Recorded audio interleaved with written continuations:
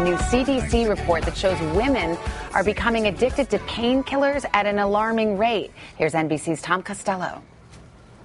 Suzette Laufer's addiction to painkillers started with gallbladder surgery, then a broken collarbone. She was prescribed Percocet, but she was soon doctor shopping, trying to get more and more. So I found a pain management doctor who would prescribe 100 pills. Then I would find another pain management doctor who would prescribe 180 pills. Her addiction lasted for 25 years. She's hardly alone. The CDC reports more than 6,600 women die each year from prescription drug overdoses. And while more men die of prescription ODs every year, the rate of increase for women has been far more dramatic, up 400% in 10 years. These are dangerous medications. They need to be reserved for situations where they're really necessary, like severe cancer pain.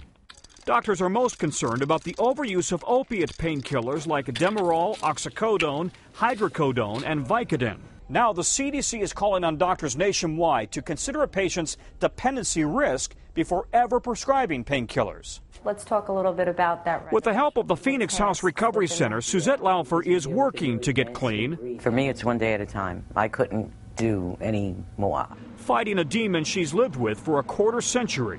For Today, Tom Costello, NBC News, Washington.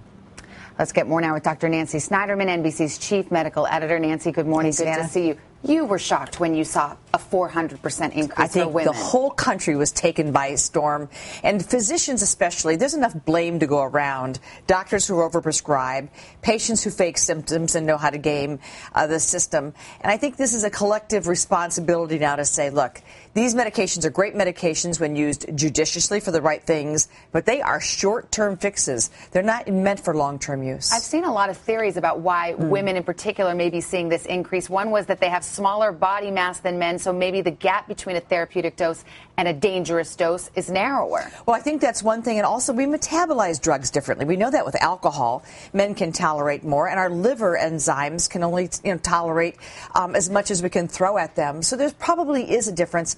And I think the more we crack the human genome, we're going to find out that some people are more predisposed to addiction, and they should be watched more carefully. But in no way are these first-line drugs of choice. It's the standard over the counters. And then if you really have problems, you use them, but never with 3 and 4 and 5 refills. One, maybe, but you must come back to see your physician. You feel like the stigma for some of these prescription painkillers isn't the same as other kinds of drug addiction, and that might also open the door for some people? Well, look, I think the stigma for being an alcoholic is pretty darn high. And this has almost becomes, mother's little helper, in the 22nd century. Increasingly, it's no longer Valium safe. We now know it's addicting. People moved on to narcotics. We know now that these are addicting. It's a phenomenal wake-up call that women can work just fine in the workplace and go home and take 4 and 5 at night, combine them with anti-anxiety drugs and then alcohol, and that may be the new face of addiction. Do not assume that the soccer mom who's driving your kids after school is clean. This face of addiction is very, very different now. The sobering report, Nancy. Yes, it is. Thank you so much. You bet.